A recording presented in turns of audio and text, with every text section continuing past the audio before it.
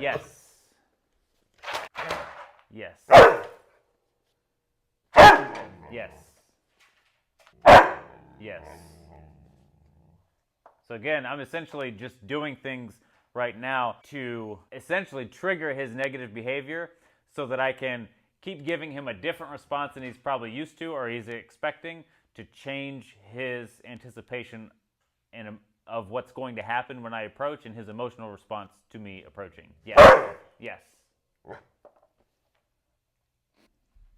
I'm going to walk away and walk back again. Might bark when I walk away. We'll see. Yes.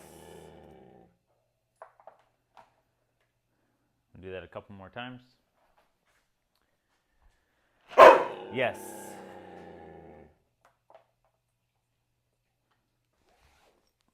Yes. So he laid down there. That was a lot more relaxed. So I'd like to, at this point, transition away from marking and rewarding the negative behavior to marking and rewarding the positive behavior, even if I'm only getting that for a second. Yes. So he gave that to me. That was great. So he stayed in a laying position, did not react as I walked up. So I'm marking and rewarding that. Yes. Great. Do that again. Yes.